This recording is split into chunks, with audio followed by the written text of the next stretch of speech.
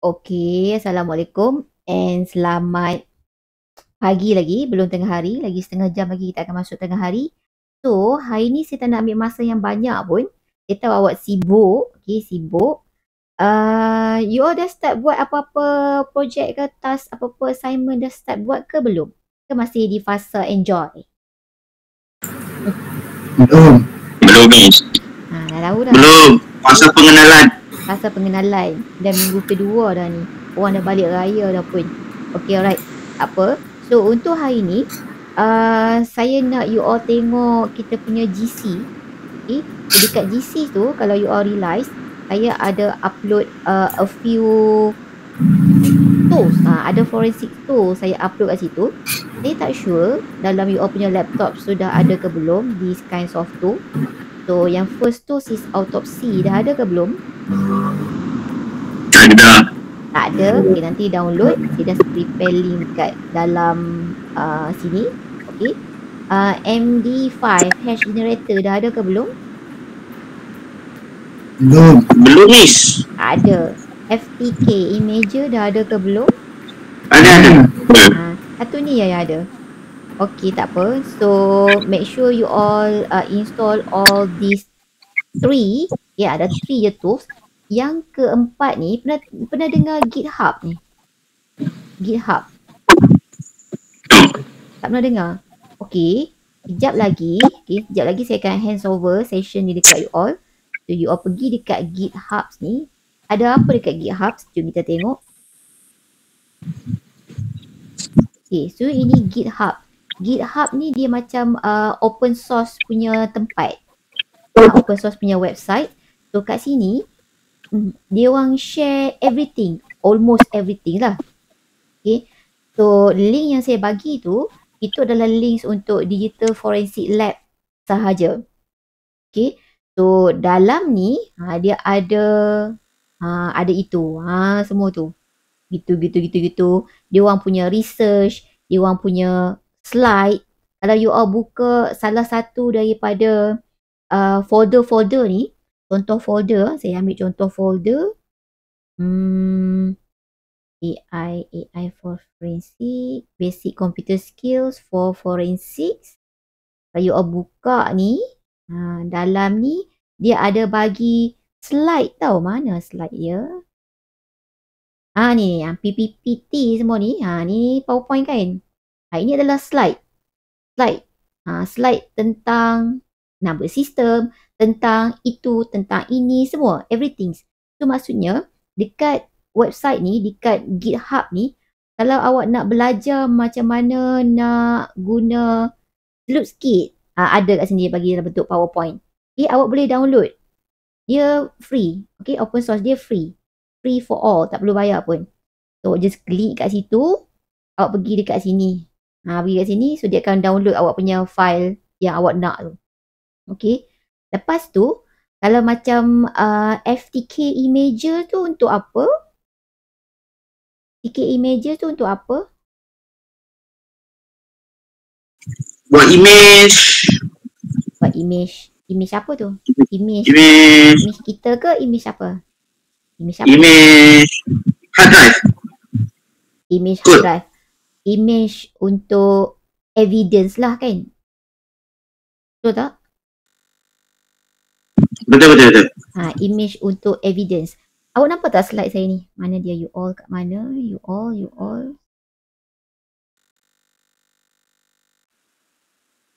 Mana you all? Oh. I'm not sharing this. Okay, tak payahlah share benda ni. Okay, so dekat GitHub ni, awak boleh download apa saja yang awak nak. Okay, so yang saya bagi tahu tadi, ini adalah untuk Digital Forensic Lab. Okay, so kalau tadi saya tanya pasal FTK imager, okay, FTK imager tu untuk kita nak create image kalau dalam bidang forensik, okay, digital ataupun cyber forensik. So FTK images tu kita guna untuk nak create image of our evidence lah. Okay, image untuk evidence kita tu. Okay, so bila dia create image, selalunya lah image tu adalah dalam format DD kan. Okay, macam saya bagi tahu last week, salah satu extension, okay, dia punya formats untuk image tu adalah Okay, so tadi dalam basic computer skill for forensics punya folders ni, kalau awak tengok, dalam ni pun dia ada bagi DD image. Maksudnya awak boleh nak guna apa? Nak buka dia punya image tu. Selalunya kita nak retrieve dia punya file tu daripada DD image tu. Selalunya kita nak buka pakai tools apa? Autopsy ke, FTK images ke, MD5 hash ke, nak pakai mana? Autopsy. Autopsy kan.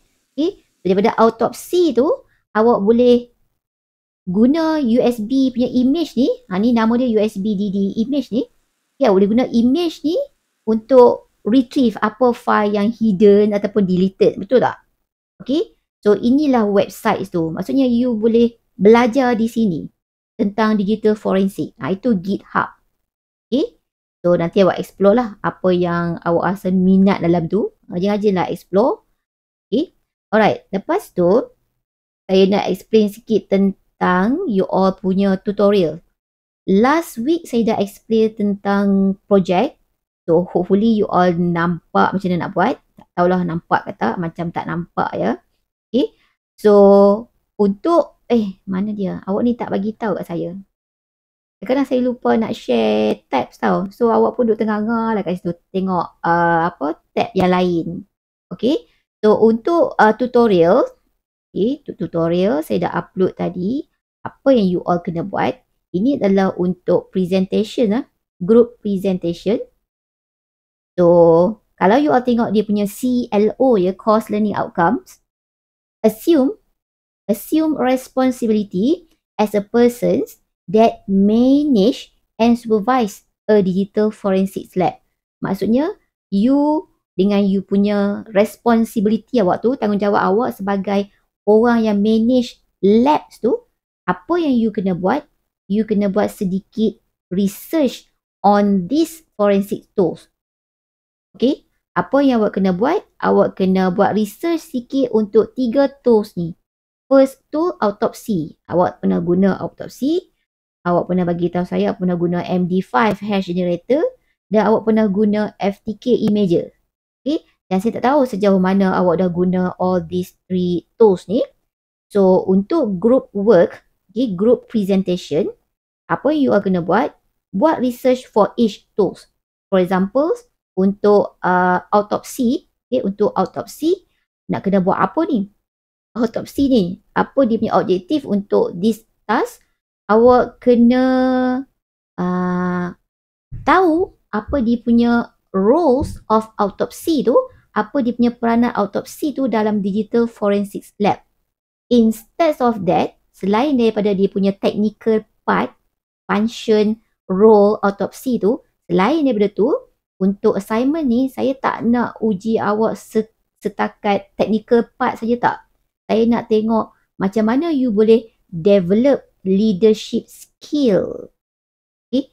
Menggunakan autopsy tu, macam mana awak boleh develop you punya leadership skill. Itu. Kalau awak tengok CLO dia pun, CLO dia mana? CLO dia adalah PLO8. PLO8 is leadership, autonomy, responsibility. So, untuk group work, untuk group presentations ni, saya nak tengok macam mana you mainkan awak punya peranan awak sebagai orang yang in charge dalam digital forensic lab tu. Okay? Macam mana you control awak punya leadership, awak autonomy, responsibilities ni. Nak tengok part tu, benda ni. Okay? So that's why Miss suruh explore pasal autopsy, pasal FTK imager. Tu tiba-tiba suruh explain pasal teamwork, pasal developing leadership pula. Yes, sebab daripada situ saya nak tengok awak menggunakan tools forensik tu bukannya you shot sendiri seorang-seorang tak. Okay, sebab awak kena ingat in computer forensics, okay, kita ada lab forensik. Okay, dan you kena tahu dalam lab forensik kan ada beberapa orang in charge, betul tak? Ada beberapa personnel in charge. Okay.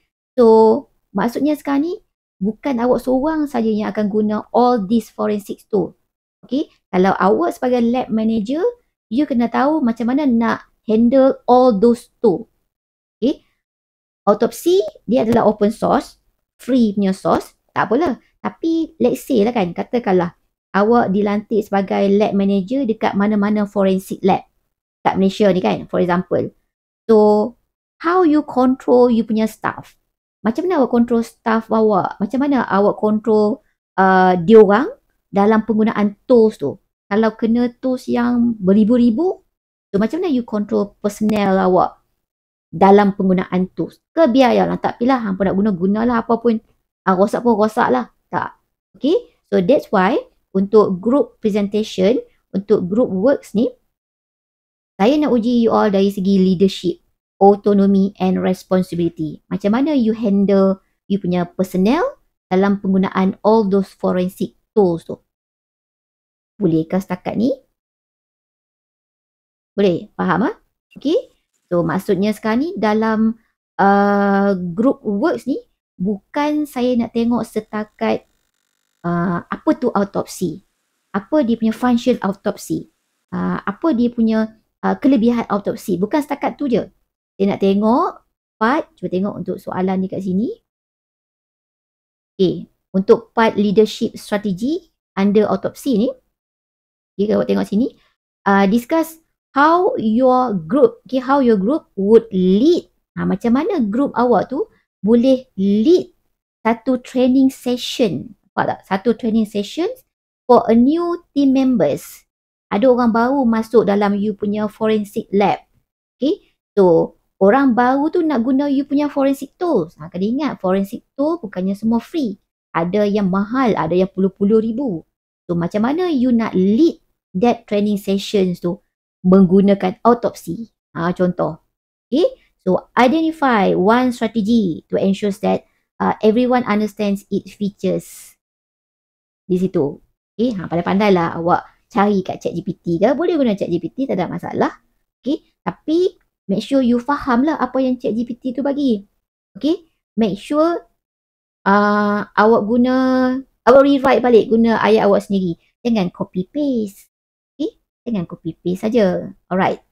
And then yang keempat ni, okay, yang first definition dengan key functions, ini memang dia more on technical part. Okay, maksudnya dia tanya, dia minta awak explain what is autopsy, apa dia punya function autopsy dalam forensic labs, okay, apa dia punya function je, and so on. Tapi untuk dua bawah ni, leaderships ni, ini yang part leadership, autonomy and responsibility, part yang saya nak test awak tu. Saya nak test, saya nak tahu tu. Okay, alright. And number 4, limitation. Discuss one limitation. Apa limitation? Apa challenge yang you all are facing, yang awak face masa guna autopsi tu. Okay, alright. And then tak habis dekat tu, ada lagi. Part ni, reflection. As a team, reflect on a scenario where group members might need to demonstrate leadership in overcoming challenges with autopsy. Awak carilah macam mana pun. Reflect balik. You all menggunakan autopsi. Okay. So, macam mana you punya group members tu boleh tunjuk dia orang punya, you all punya leadership dalam penggunaan autopsi tu. Ada setengah contoh kan, katakanlah Bob tak tahu macam mana nak guna autopsi. Okay. So, Bob tak tahu macam mana nak guna autopsi. Sedangkan Bob is a forensic analyst. Okay, orang baru masuk. Jawatan untuk Bob adalah forensic analyst. Bob kena guna autopsi untuk buat evidence punya assessment, acquisition and so on. Okay, so kelemahan Bob, dia tak tahu macam mana nak guna autopsi tu. Okay, so discuss that limitation. Discuss that limitations tu. Okay, alright. Apa lagi? So untuk autopsi ni, awak kena prepare a short report. 1 hingga 2 page. Kalau ada lebih pun boleh je, tak ada masalah. Okay, awak summarizekan semua ni. Summarizekan semua ni termasuk dengan reflection. Ini just untuk autopsi. Yang kedua, tools yang kedua is MD5 hash generators ni. Okay, so apa objektif you all kena buat research untuk MD5 hash generators ni untuk learn the importance of MD5 hashing. Okay, untuk manage dia punya digital evidence. So, nak kena buat apa ni? So, apa you all kena buat? Yang the first one ni, okay, yang first one ni dia lebih kepada you all punya technical part lah. Okay, apa tu MD5 hash? Okay, apa dia punya function MD5 hash? Okay, so number 2, team responsibility. Discuss how you can ensure that all team members understand the importance of MD5 hashing. Okay, so MD5 hashing ni untuk apa? Apa semua team members kena buat ke MD5 hashing untuk evidence punya evidence punya acquisition, evidence punya examination and so on, kena buat ke MD5 hashing ni untuk apa? Okay, so discuss all that. Okay, discuss dia punya kepentingan MD5 hashing tu. Kalau tak guna tak boleh ke? Okay, boleh. Alright, so evidence management, so ini lebih kepada technical part. Cuma awak kena explain macam mana MD5 hashing ni boleh bantu untuk manage evidence integrity. Boleh tak agak-agak nak buat? Boleh Miss, mesti boleh punya. Kena godek-godek tu. Awak nak godek kat mana? ChatGPT kot. Okay, boleh, tak ada masalah. So daripada situ awak dapat idea. Alright, okay. So untuk each tools kat sini, ini apa MD5, ada dia punya reflections juga. So kat situ saya akan test ataupun saya akan tengok awak punya LAR awak tu. Saya panggil LAR tau. Leadership, Autonomy and Responsibility tu, dia punya short form dia LAR, L-A-R. So, kalau saya sebut LAR tu, awak nampak itulah. Okay, PLO 8. Leadership, Autonomy and Responsibility. Panjang sangat nak sebut tu. Okay, so for each tools, untuk tools yang kedua pun sama, awak kena summarize dia punya reports. Okay, 1 hingga 2 page. 3 page pun boleh. Jangan lebih daripada 10 page. Okay, sebab ini just a simple tutorial je. Ini just tutorial. Okay, kalau awak tengok syllabus, group work ni, group assignment ni dia jatuh under tutorial. Okay, tapi it requires a presentation. Kena present sikit lah. Present. Bukan setakat buat report saja. Okay, tools yang terakhir, okay, 3 je tools. Terpulang pada awak macam mana you nak manage 3 tools ni. Dan apa yang saya nampak, saya rasa macam you all nak assign je. Okay, Bob buat autopsi. Daniel buat MD5. Siapa nama seorang lagi? Irfan buat FTK. Kalau awak agihkan macam tu, saya risau takut kita punya outcome tu tak achieve, tak tercapai. Okay, especially untuk part yang melibatkan LAR tu. Okay, contoh macam part ni, training approach. Discuss how your group would lead a training session on FTK e-measure for a new team members. Okay, ataupun kalau awak boleh lantik seorang, okay, seorang yang akan jadi leader untuk assign. Okay, Bob, awak kena cari definition. Benda-benda yang technical part, maybe you all boleh assign individually lah. Tapi kalau benda yang melibatkan macam training approach, benda yang melibatkan you all kena discuss in a group, so awak tak boleh buat on your own. Tak boleh buat individually untuk part yang macam ni. Okay, awak still kena discuss in a group. Kalau tak, okay, contoh Bob buat FTK e-measure, okay, saya tanya Irfan masa presentation, takut Irfan tak ada jawab je pasal FTK e-measure. So you have to discuss untuk part yang gini ya, training approach yang melibatkan LAR lah, yang melibatkan LAR, leadership and so on tu. Okay, alright. Apa lagi? Okay, yang hijau ni, ini adalah you all punya submissions untuk you all punya findings. So you have to create dua benda yang awak kena create kat sini. Satu report yang cover everything yang kat atas ni semua. Okay, dalam report awak kena ada lah ni, definition, what is semua nak lah ni. Okay, so report awak you compile all lah, ketiga-tiga tu you compile. compile and then letak dalam format PDF. So submissions of your reports is tahun depan. Tahun depan lambat lagi. 3 Januari, week 9. Sekarang baru week yang kedua. Tapi jangan peram ah. Okay. Kalau peram nanti akan banyak lagi presentation, tutorial assignment yang akan datang ke awak daripada subjek yang lain. Alright. Yang kedua, awak kena buat presentation. So this is presentation instruction. So apa yang awak kena buat untuk presentation? Present lah. Apa lagi kan? So present, tapi you all kena banyak fokus on how each tool support LAR. Macam mana setiap tools tu boleh support you punya leadership, you punya autonomy, you punya responsibility. Kena ingat untuk subjek ni, CLO yang kedua, PLO 8, saya nak tengok macam mana you menggalas tanggungjawab awak sebagai someone yang akan control digital forensic lab. Itu untuk part ni, CLO yang kedua. Macam mana you menggalaskan tanggungjawab. Let's say kan, dalam group katakanlah awak lantik Daniel sebagai ketua untuk group assignment. Awak lantik Daniel sebagai ketua untuk group assignment. It doesn't mean that, bukan bermakna untuk part leadership, autonomy, responsibility ni, markah untuk leadership 10 markah per 10 dekat si Daniel sebab dia adalah ketua. Tak. Dalam you punya proses awak buat group assignment punya task ni, saya nak tengok each of you.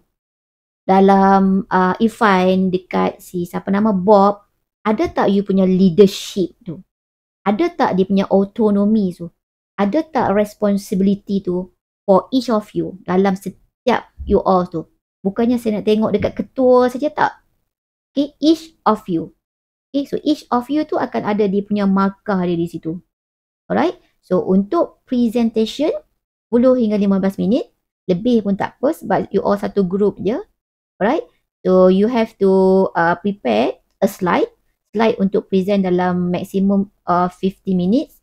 30 minit pun boleh, tak ada masalah. Kalau you have more informations untuk 3 tools tu. Alright. Lepas tu visual aids, kalau boleh jangan text sajalah. Jangan text saja. So boleh pakai Canva, PowerPoint, is up to you. Google untuk Google Slide. Google Slide, up to you, terpulang pada awak.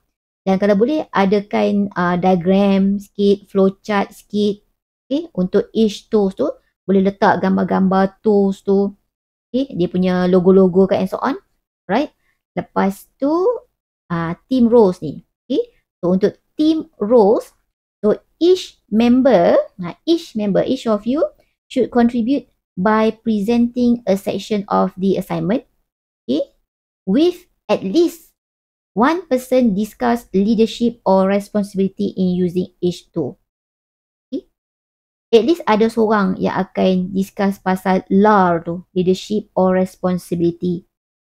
Maybe Ifan akan explain tentang technical part of tools. So maybe Bob akan explain dari segi leadership tu. At least one.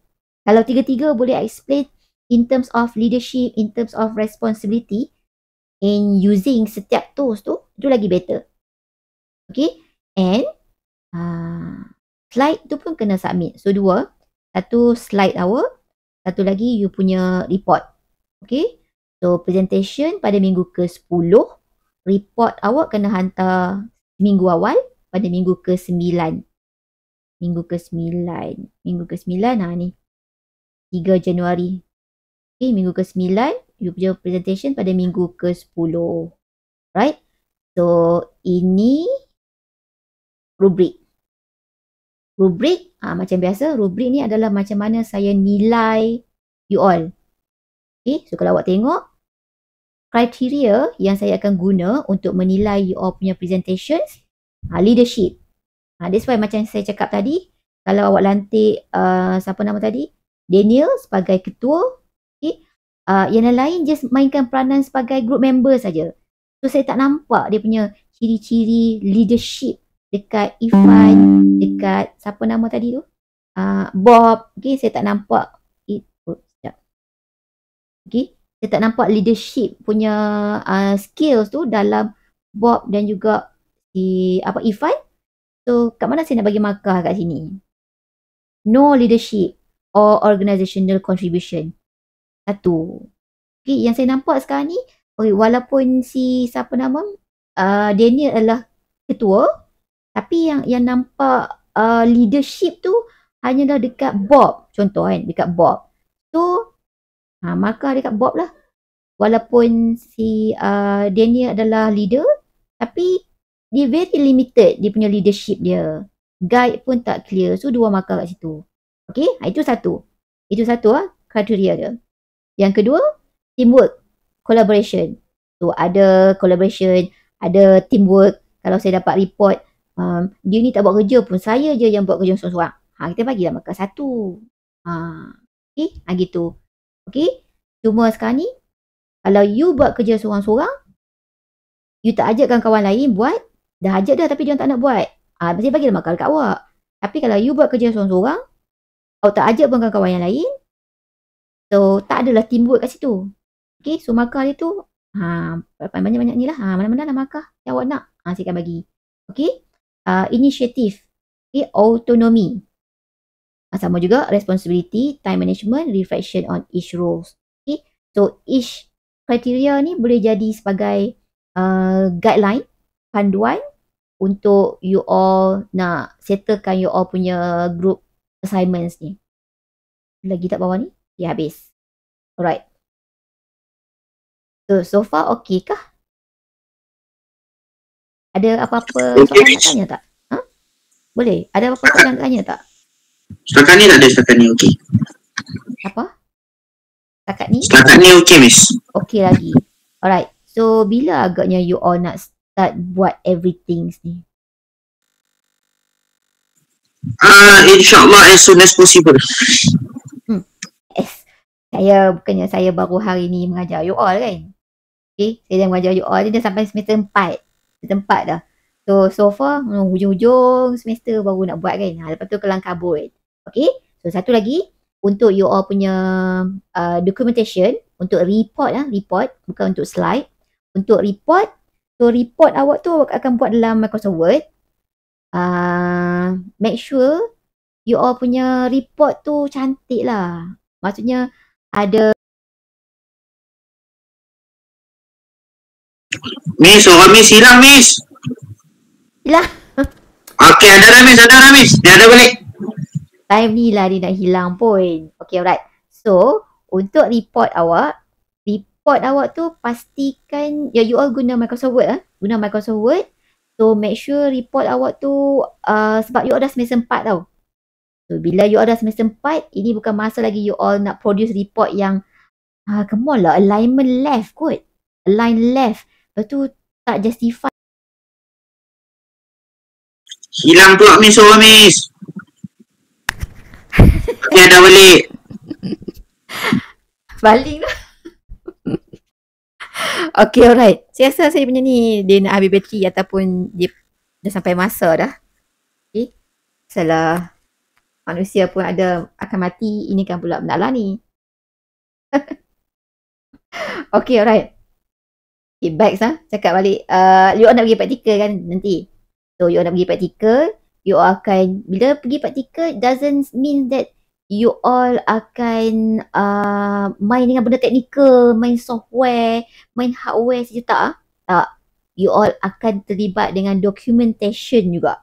Ingat, Human Resource Department, Human Resource HR Department, dia orang sangat-sangat particular dengan documentation. Jangan buat documentation hala-balai, tak mau. Okay, so masa you all nak buat documentation nanti, from time to time, bagi saya tengok dulu. From time to time, bagi saya check. Jangan dah nak sampai due date, baru you all bagi saya tengok. Dah terlambat. Okay, saya nak tengok. Saya tak nak ada align left lagi. Saya nak justify, ada bold. Saya tak nak bagi format. Tak nak bagi format yang spesifik. Sebab you all bukan semester 1, you all dah semester 4. You all sepatutnya dah terror. Okay. Sebab saya sejenis manusia yang tak suka tengok dokumen yang berterabur. Okay, sakit mata. Right? So, do a proper documentation, report, buat elok, send dekat saya dalam format document, doc. Okay, bagi saya tengok dulu. And then kalau saya puas hati, baru you all convert to PDF. Right? Okay, apa lagi ya? Rasanya itu saja kot. Dah makan ke belum? Dok lagi. Pagi tadi tak makan. Belum ni. Bob tak apa, biarlah Bob tu diet sikit. Mana boleh Miss. Tak boleh. Okay. Tak apalah, sekejap lagi pergi makan. You all kat rumah je pun, bukannya kat mana-mana. Pukul 12. So, tak ada apa-apa daripada saya. Tak ada soalan lah. Tak ada. So, Setakat okay, Miss. Tak ada. So, saya akan upload this video ke YouTube. Apa lagi ya? Godek-godek lah. Godek-godek lah GitHub tu. Godek-godek lah software tu. Sebab saya rasa macam nak awak buat satu task lah untuk awak retrieve data yang being deleted. Nak buat practical punya part lah. Saya lupa nak masuk. Ini kita jadikan sebagai assignment satu lah. Boleh? Kita tengok nanti macam mana keadaan kita nanti. Alright? So, kena ada Miss. apa dia? Pendrive. Itulah. You tak ada pendrive ke? Pendrive yang kecil-kecil yang tak ada? Kena beli kan, DIY murah je. Murah ke? Berapa ringgit? Bawah RM5? 12 tu, sangat Miss. Mahal juga tu, belas-belas tu. Sebab boleh makan nasi pun tak sampai RM10. Kita kena consider perut kita dulu. Tak apa. Saya ada satu pendrive tapi dia kalau guna pendrive yang size dia kecil lagi better kan. Kalau pakai pendrive yang size dia besar, takut proses tu takut lama lah. Tapi depends lah kan. So saya ada satu pendrive tu, kita tengok kalau pendrive saya tu okay. Awak guna je lah pendrive saya tu untuk testing, untuk pulangkan balik. Okay, right? So kalau tak ada apa-apa, awak pergilah godek-godek autopsi ke. Kalau you ada latest punya forensic tools yang free, bagi tahu kat saya. Saya nak upload, simpan. Alright, kita share kat situ. Okay, so kalau tak ada apa-apa, kita jumpa esok lah. So esok kita masuk chapter 2 lah kot. Chapter 2, and then the remaining punya periods tu, you all buat lah you all punya project ke, assignment ke, Sabtu je lah. So kita tengok keadaan esok macam mana. Right? So kalau tak ada apa-apa, marilah kita pergi makan. Okay? Alright, so kita jumpa esok lah. Okay, thank you guys sudi hadir kelas saya. Tak pernah lagi ponteng setakat ni. Okay? Alright, so jumpa esok lah. Alright, bye. Assalamualaikum. Salam, thank you Miss. Alright.